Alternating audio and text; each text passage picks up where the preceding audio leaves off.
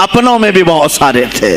गौसे पाक रज़ियल्लाहु ताला अन्हु का जब खिताब शुरू हुआ, क्या एक खतीब जब मशहूर होने लगे तो दूसरे मौलवी खामोश रह जाएंगे? हसद की चिंगारी भड़कती है, वो गौसे पाक के खिलाफ भी भड़की। और बगदाद में जब ये शोरा होने लगा तो कई उलमा उस वक्त के जो बड़े बड़े पाए के आलिम हैं, उनकी किताबें आज भी मौजूद हैं, मैं नाम तज़किरे नहीं कर रहा, लेकिन उन्होंने टेस्ट लेने की गरज से, इम्तिहान लेने की गरज से कई लोगों को सवालात भेजे। एक दिन मजलिस में ऐसा था कि गौसे पाक तफसीर कुरान बयान करते थे। तफसीर कुरान बयान करना गौसे पाक का महबूब मशगला था, रोज़ाना कुरान की तफसीर अर्ज करते। एक दिन मजलिस में बड़े बड़े उलमा की जमात, जिसमें अब्दुर्रहमान जोज़ी जैसे बड़े फ़क़ीह मुहद्दिस हैं, इनकी एक जमात आई। कुरान की जो आयत की तफसीर वो कर रहे थे, उस तफसीर को कई किताबों से उन्होंने अख़ज़ किया और लेकर के आए, मजमे में बैठे हैं। गौसे पाक ने तफसीर शुरू की। एक आयत की कितनी तफसीरें हो सकती हैं, कितनी तफसीरें हो सकती हैं? एक तफसीर बयान किया, उसके बाद कहा इस आयत की एक दूसरी तफसीर ये है। फिर थोड़ी देर के बाद गौसे पाक ने फरमाया इसकी एक तीसरी तफसीर ये है। फिर कहा उसकी एक चौथी तफसीर ये है। फिर कहा उसकी एक पांचवी तफसीर ये है। बयान करते जा रहे हैं, करते जा रहे हैं, यहाँ तक के 13 तफसीरें हो गई। जो बैठे हुए थे वो आशाश करने लगे। उसके बाद इतना ही नहीं, आगे बढ़ते रहे, आगे बढ़ते गए। 40 तफसीरें एक आयत की आपने बयान की। जो आए थे वो खड़े हो गए और उसके बाद गौसे पाक रज़ियल्लाहु ताला अन्हु को देखने लगे। गौसे पाक ने उनको मुखातब करके कहा, ऐ गिरोहे उलमा, ऐ जमात उलमा, तुम 13 तफसीरें याद करके आए थे एक आयत की, क्या वो मैंने शुरू से 13 तक सही बयान किया? सब अपने जुब्बे उठाने लगे। कहा हम तो ये 13 तफसीरें पढ़कर आए थे ये सोच करके कि शेख अब्दुल कादिर जिलानी को 2-3 से ज्यादा तफसीरें नहीं आती होंगी। 13 के बाद आप तो 40 तक पहुंचे, वहां तो हमारा भी इल्म नहीं पहुंचा। जमात उलमा दंग रह गए और उसके बाद तौबा भी किया। कहा हमारे दिलों में बदगुमानी आ गई थी, हम तौबा करते हैं। गौसे पाक रज़ियल्लाहु ताला अन्हु एक और मजमा है, एक और मजमा ऐसा है कि उसमें 40 के करीब उलमा है। सवालात अलग अलग अलग लेकर के फंसाएंगे किसी तरह से इनको, डिफिकल्ट सवालात लेकर के। एक बात याद रखना, मिशकात शरीफ की हदीस है, जिसने इल्म इसलिए हासिल किया कि किसी आलिम को नीचा दिखा दूं, उसे फंसा दूं सवाल करके, हुजूर फरमाते हैं क़यामत के दिन उसे आग की बेड़ियां पहनाई जाएंगी, उसकी जुबान को आग की कैंची से खींचा जाएगा। इसलिए इल्म हासिल मत करो, किसी को नीचा दिखाना, किसी को बेवकूफ़ बनाना। एक किताब कहीं से पढ़ कर के आए, मौलाना के पीछे पड़ गए, ये बताओ सही है कि नहीं है। फिर अगर उस मौलाना साहब के दिमाग में उस वक्त वो मसला नहीं था, उन्होंने कहा नहीं मालूम, तो आपको लगा कि हाँ मेरे से ज़्यादा तो इनको भी नहीं मालूम। तुमने तो एक ही चीज़ हल करके उनके सामने पेश की है। अजीज़ा निगरामी, इस तरह की चीज़ें हरगिज़ ना करें, ये बहुत बड़ा गुनाह है मुगालते में डालना। गौसे पाक रज़ियल्लाहु ताला अन्हु एक जमात से खिताब कर रहे हैं। 40 उलमा है, अलग अलग अलग सवालात नोट करके, मैं ये पूछूंगा, तुम ये पूछना, तुम ये पूछना। गौसे पाक रज़ियल्लाहु ताला अन्हु ने अपना खिताब किया और सवालात के लिए उस दिन महफिल का वक्त ही नहीं दिया। कहा आज सवालात कोई नहीं करेगा। वो लोग तो सवालात लेकर के आए थे। सब मजमे में खिताब के बाद जिसको जो पूछना है आप कहते हैं कि पूछ लो, उस दिन का कोई नहीं पूछेगा। आओ सिर्फ मुसाफा करके जाओ, आओ सिर्फ मुसाफा करके जाओ। तो ये जो उलमा की जमात थी, इनको बुलाया। एक आते उनको सीने से सीना लगाते और कहते तेरा ये सवाल था, उसका ये जवाब है। दूसरा आता उससे कहते तू ये घर से सोच के आया था, तेरा सवाल ये है, उसका जवाब ये है। इस तरह 40 से मुसाफा किया, मुआनका किया। उनके सवालात के पूछने से पहले जवाबात भी दे दिए और उसके बाद कहा क्या है गिरोहे उलमा, तुम सवाल करते और मैं जवाब देता तो अब्दुल कादिर की क्या इसमें खुसूसियत थी? तुम सवाल भी ना करो, मैं जवाब दूं, तब पता चलेगा कि मैं बंदा कादिर हूं, मैं कादिर का बंदा हूं। तुमने सवाल भी नहीं किया और मैं जवाब दूं तो तुम्हें एहसास होगा कि मैं कादिर का बंदा हूं। اللہ رب العزت کا کی صفاتی نام ہے۔ عزیزان گرامی وقار، علماء نے تنگ کیا، پریشان کیا، آپ کے مجموعوں کو روکنے کی کوشش کی، لیکن ایسا نہیں ہے کہ غوث پاک نے ہر ایک کو اپنی کرامت سے زیر کر دیا ہو، ان علماء کو پورا سلا دیا ہو، نہیں، فیس کیا ہے، مقابلہ کیا ہے، پریشانیاں اٹھائی ہیں، اور خلفاء کے وقت کے سلاطین کی بھی بہت ساری ایسی سختیاں تھی جس کو آپ نے برداشت کیا۔ کئی لوگوں نے آپ پر پابندیاں لگانے کی کوشش کی تھی، یہ تو سرکار غوث پاک کی استقامت تھی کہ آپ جمے رہے۔ اور سب سے بڑا کام آپ کا کیا تھا معلوم ہے؟ خانقاہ کے گدی نشینوں، غور سے سنو، جو غوث پاک کا نام لیتے ہیں، سرکار غوث پاک رضی اللہ تعالیٰ عنہ کی اس صفت کو میں بیان کروں تو یہ بغلیں جھانکیں گے۔ ابھی غوث پاک نے سب سے بڑا کردار کیا کیا جانتے ہیں آپ؟ لوگ کہتے ہیں خانقاہی ماحول قائم کرنا ہے، اللہ اللہ کرو، تسبیح لو، دلوں کی صفائی کرو، سب صحیح ہے، لیکن غوث پاک نے تقریباً 25 سال صرف جہاد پر بیان کیا ہے، صرف جہاد پر۔ کہا کہ اے گروہ مسلمین، تم پر اللہ نے ذلت مسلط کر دی ہے اس لیے کہ تم نے کوششیں ترک کر دی ہیں، حکومتوں کو صحیح کرنے کے لیے آپ نے باغ ڈور سنبھال لی تھی۔ غوث پاک جب بیان کرتے منبر سے تو وقت کا جو تخت تھا وہ بھی ہلنے لگ جاتا تھا۔ خلیفہ مستنجد باللہ، اس زمانے کا خلیفہ ہے، اور تنگ آ گیا غوث پاک کے پاس۔ جب وہ بیان کرتے اور ان کی عیاشیاں کھول کھول کر کے ذکر کرتے تو لوگوں میں اب احساس جاگنے لگا، کوئی تو اللہ والا آیا ہے جو نظام خداوندی قائم کرنے کی بات کر رہا ہے، نظام مصطفیٰ قائم کرنے کی بات کر رہا ہے۔ بغداد کی یہ حالات جب ہونے لگے، میرے عزیزو، سلطان الاولیاء غوث پاک کی ہی شہ پر، جانتے ہیں صلاح الدین ایوبی جیسا ایک مرد مجاہد پیدا ہوا ہے۔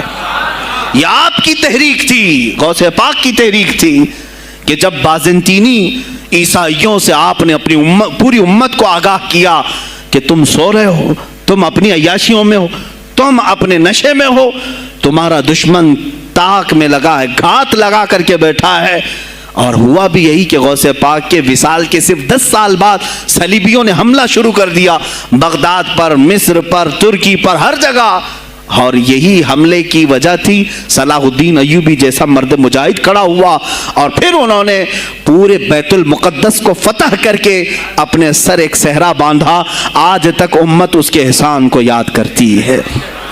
میرے عزیزو، غوث پاک کے زمانے کے ہیں صلاح الدین ایوبی۔ اتنا ہی نہیں، آپ ہی کی تحریک تھی، غوث پاک کی تحریک تھی کہ تم جوانوں کو تیار کرو، تمہاری زندگی عیاشی کے لیے نہیں، اللہ کا نظام قائم کرنے کے لیے ہے۔ تم اللہ کا نظام قائم کرنے کے لیے آئے ہو دنیا میں، کیونکہ اللہ نے تمہیں خلیفۃ اللہ کہا ہے۔ اللہ کے تم خلیفہ ہو، تم نائب ہو اللہ کے، تم یہاں پر اپنی موج مستی کے لیے نہیں آئے۔ اب اس زمین پر بات ہوگی تو صرف میرے مولا کی ہوگی، اس زمین پر بات ہوگی میرے مصطفیٰ کی ہوگی۔ یہ سیدنا عبد القادر جیلانی کا اعلان تھا۔ ہے کوئی آج پیران اعظام وہ اعلان کریں کہ آج اس زمین پر صرف ہم ناموس رسالت کی بات کریں گے؟ کون ہے؟ کیوں بیٹھے ہو؟ غوث پاک سے اگر تمہاری ادنا سی نسبت ہے تو پھر تمہیں اپنے جوانوں کو، اپنے مریدوں کو یہ سکھانا ہوگا کہ موٹے موٹے نذرانے دینے سے نہیں چلے گا، اپنی گردنیں حضور کو پیش کرنے کے لیے تیار کرو۔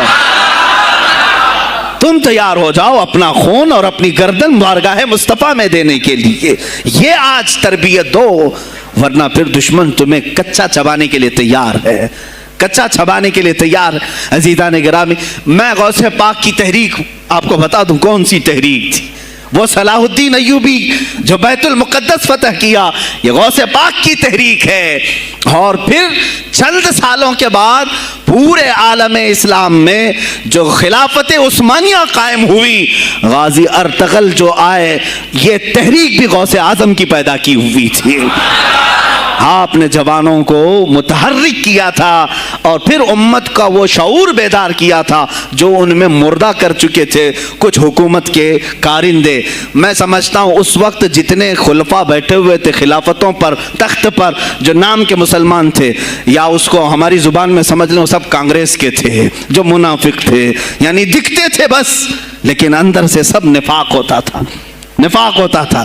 ہاں میں صاف کہوں گا، بغداد میں بھی کانگریس کا خلیفہ رہا ہوگا، مصر میں بھی اور ترکی میں بھی اور نیشاپور میں بھی، اس لیے کہ مسلمانوں کے خون چوس کر کے تخت پر بیٹھ تو جاتے لیکن پوری زندگی گزر جاتی، میرے مصطفیٰ کا نام تک نہیں لیتے تھے، ان کو بٹھاتے تھے مسلمان۔ آج آپ بھی تو یہی کر رہے ہیں، یہی کر رہے ہیں۔ ہم اپنا اپنا سمجھ کر کے جن کو اوپر تک بٹھاتے ہیں، پوری زندگی چھان مار کر کے دیکھ لو، کبھی یہ نظام قرآن کی کبھی بات کیا ہے؟ کبھی میرے مصطفیٰ پر آنے والی آنچ کے لیے کھڑا ہوا ہے؟ کوئی نہیں کھڑا ہونے والا ہے۔ ان کے سفید کرتے اور ان کے سفید پاجامے سب کفن بن کر رہ جائیں گے اور کچھ بھی نہیں ہوگا۔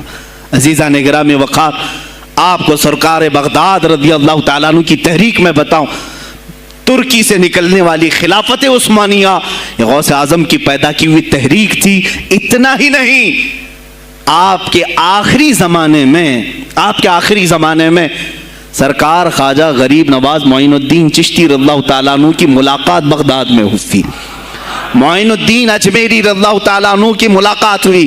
تاریخ دان نے لکھا، آج میں نے پہلی مرتبہ اس کو پڑھا اور آپ کے سامنے پہلی بار بتا رہا ہوں، سرکار بغداد اور حضرت خواجہ غریب نواز کی ملاقات کے بارے میں بہت سارے باتیں چلتی ہیں کتابوں میں بھی، میں نے اپنے مرشد سے بھی پوچھا تھا۔ بہرحال ایک تاریخی ایک کتاب سے مجھے آج یہ بات ملی کہ سلطان الاولیاء غوث پاک نے حضرت خواجہ غریب نواز کو کیا وصیت کی تھی، کیا کہہ کر کے بھیجا تھا۔ ان کے پاس غوث پاک نے، غریب نواز نے بہت ساری انعامات، اوراد، وظائف، طرق، اجازات سب حاصل کیے، لیکن ہندوستان جب آئے کیا کیا انہوں نے؟ یہ بھی بتایا گیا کہ غوث پاک کی یہ تحریک تھی۔ کیا؟ سلطان الہند سرکار غریب نواز نے شہاب الدین غوری کو بلا کر کے ہندوستان میں پرچم اسلام لہرانے کا حکم دیا تھا۔ یہ تحریک بھی سرکار غریب نواز نے لائی تھی بغداد کے ولی کامل سے۔ تم کیا سمجھتے ہو یہ اولیاء خالی مسلح لے کر کے گھومتے تھے؟ یا اولیاء اکرام صرف گدی نشین تھے؟ نہیں میرے عزیزو، یہ حکومت وقت کو آنکھ میں آنکھیں ڈال کر بات کرتے تھے اور پھر نظام مصطفیٰ کی بات للکار کر کے کرتے تھے۔ آج کے زمانے میں کچھ لوگوں نے اولیاء کو ایسا پیش کیا ہے جیسے وہ درویش بس جنگل میں رہتے تھے اور کچھ نہیں۔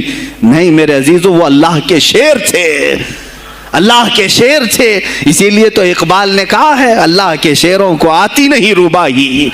وہ کبھی لومڑی پن کا انہوں نے اپنے آپ میں اظہار ہی نہیں کیا کہ نہیں یہ بھی چلے گا وہ بھی چلے گا، کبھی نہیں۔ وہ گرجتے تھے اپنے تخت پر، اپنی خانقاہوں پر۔ دیکھیں خلیفہ مستنجد باللہ، ابو المظفر اس کو کہتے ہیں، بغداد کا وہ خلیفہ، عباسی خلیفہ، بڑا طاقتور، اور اسی کے زمانے میں غوث پاک ہیں۔ ایک فارس سے آنے والے اجمی عبد القادر، شیخ عبد القادر، جب بغداد کی جامع مسجد میں بیان کر رہے ہوں، در و دیوار ہل رہے ہیں۔ وہ اپنے خلافت کے دربار میں بیٹھا ہے خلیفہ، اچانک بہت زور کی آواز آئی، پورے محل میں گونج گئی۔ پوچھا یہ آواز کیسی بغداد میں؟ لوگوں نے معلوم کر کے بتایا کہ شیخ عبد القادر جیلانی نے چھینک ماری، ان کے مریدوں نے صرف جواب دیا ہے۔ ان کو چھینک آئی تھی، جواب میں لوگوں نے یرحمک اللہ کہا، وہ خلیفہ وقت کے محل تک پہنچ گئی آواز۔ تو اس نے کہا یہ تو پورا ہلا دینے کی بات ہے۔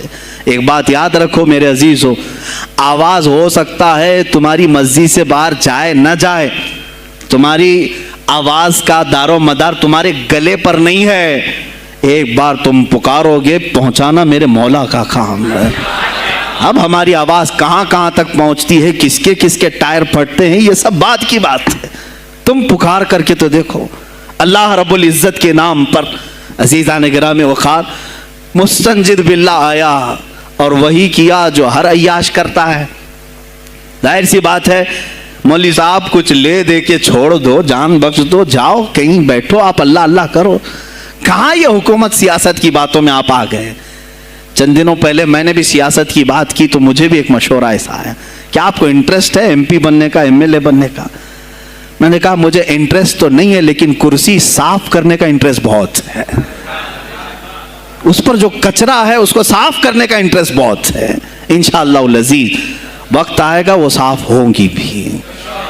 عزیزان گرامی، مستنجد باللہ 10 اشرفیوں کی تھیلیاں لے کر سونے کی غوث پاک کے دربار میں آئے۔ آپ مریدین کے ساتھ بیٹھیں۔ محمدی اسلامی چینل کو سپورٹ کیجیے، دین